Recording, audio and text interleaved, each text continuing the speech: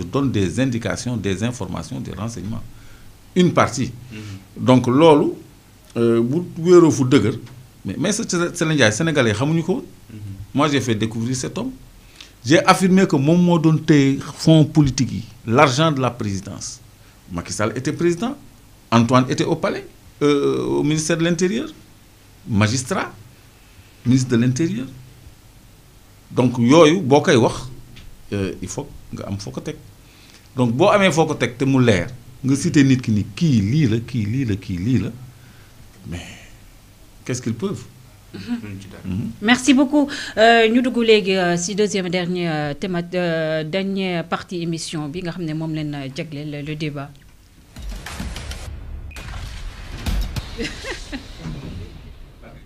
Le débat de thématique bu njëkk bi nag ñu ñëw ba tey si wàllum reddition des comptes yi tey nag suñu actualité bi nag bëri na bu baax sujet yi ñeel wàllum dossier judiciaire mais actualité bi moo ko laaj ñu ñëw si reddition des comptes la justice droit dans ses bottes Clédor mu mel ni comme fu mu toll nii avec les sorties yi nga xam ne procureur yi def nañ ko rapport Covid 19 bi rapport Cour des comptes yi mu mel ni comme fu mu toll nii mën nañ ne Sénégal ñu ngi jëm si ay jours wala ay lendemain yoo xam ne dina am bu baax des dossiers yoo xam ne wala des arrestations qui vont vraiment se suivre Clédor.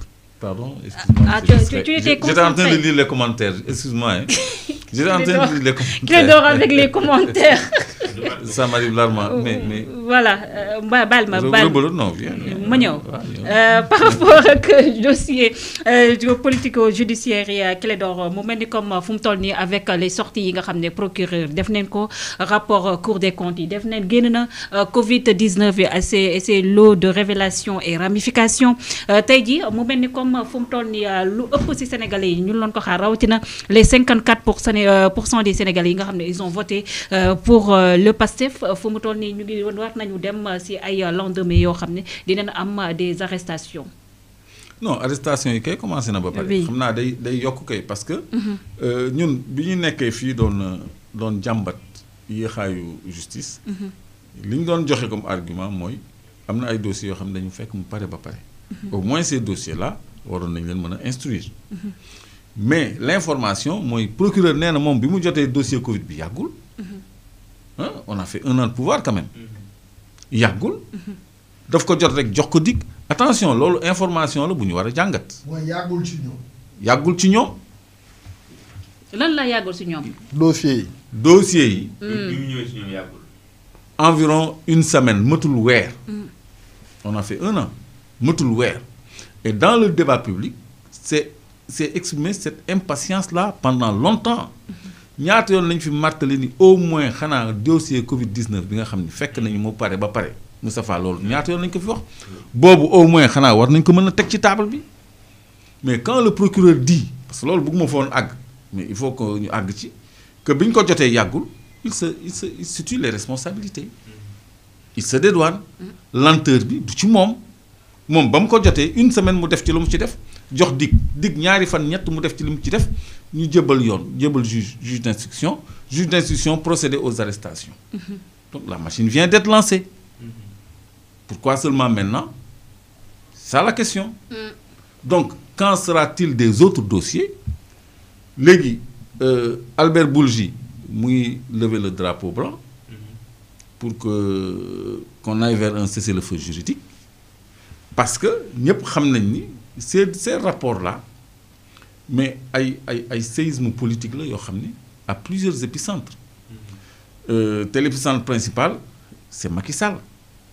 Macky mënul mucc ci lii donc ñoom foofu la ñuy anticiper tout à l'heure question bi la njàpp mujj posé mooy mise en accusation ministres yi ak même le président de la République gis ngeen tey France 24 reprendre initiative Guy Marius Sagna bi Guy Marius Sagna encore mi ngi doon traîner ci mbedd mi waa kër xaw ma naka seen doon xotti yéreem comment il s'appelle le maire de Malicounda.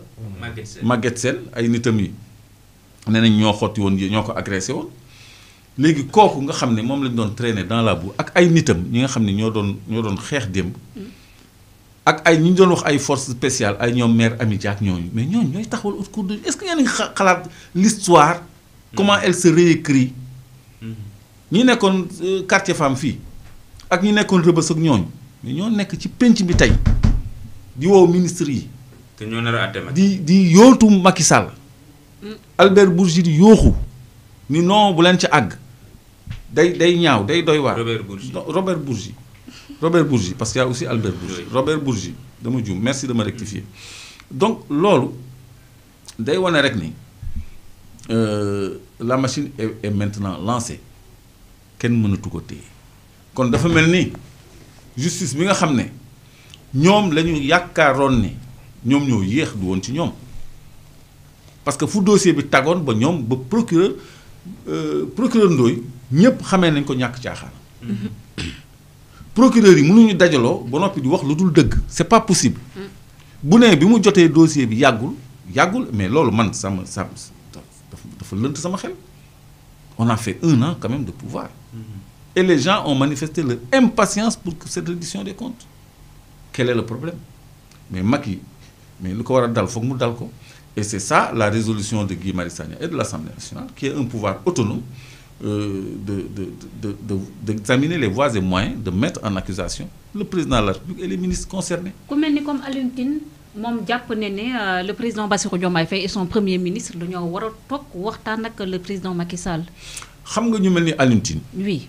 dañu baax ci dëkk parce que. bu ñu gisee muy boy tout le temps dañuy jéem a wut solution dañuy jéem a masla dañuy jéem a fexe jàmm nekk parce que dëkk boo gis jàmm ci gën la ca des. investisseurs yi seen deuxième critère à part la rentabilité financière en affaires. C'est la stabilité politique. Kon ñu mel ni ñoom. Alioune Tine donc seen taxawaay c'est pas à négliger gis naa des fois ñu koy sànni xeer parce qu'on n'est pas d'accord avec eux parce que bëgg nañu ñu jàpp nit ñi bëgg nañu ñu def reddition des comptes et tout mais moom su fekkee ni dafa am ay préoccupations de stabilité et de cohésion nationale mën nañ ko nangul et c'est tout à son honneur. waxtaan est-ce que mën na dox diggante Macky Sall ak Ousmane Sonko ak président Bassirou Diomaye parce que moom nee na il faut ñu toog waxtaan. mais loolu c'est pas impossible parce que le 28 bii di ñëw. on a appelé un dialogue national. dialogue man dama jàpp ni mooy waxtaan te mënoo woote dialogue ba noppi nit ñi laay waxal du ma wax ak ñii mais loolu mënul tere yoon continuer def liggéeyam. ki nga woo ci table bi bu ko yoon dabee ci diggante bi du nekk ci table bi léegi nag yoon bu defee liggéeyam ba pare leneen mën na am pour ñun ñëpp ñu retrouver suñu cohésion nationale mais il faut forcément que ñu situer les responsabilités parce que ñu ngi commencé dénoncer ay ministres am na benn dage bu ni man sama ministre moo ma jox ay instructions yi ma jox laa jëfee. mais ministre boobu bu ñu ko wooyee mais il va s'expliquer. bu boobaa ñun dañu xam xaalis bi dëgg bi fu mu nekk ñu doon jënd ay fleurs ci et puis somme yi ñuy dépensé yëpp nekkul ci ay pandémie wala ay affaire feebar.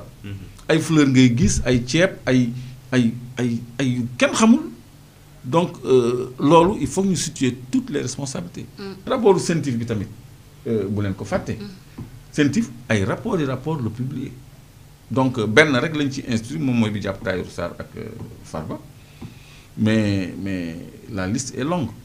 Donc loolu mënut a ñàkk te loolu mënul nekk un frein au dialogue.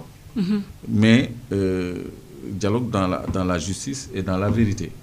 loolu ça veut pas dire que ku def yoon du la topp sinon ce serait trop facile. léegi nag bu ñu yëngalee dossier yëpp ba pare après on fait les comptes ñu xool.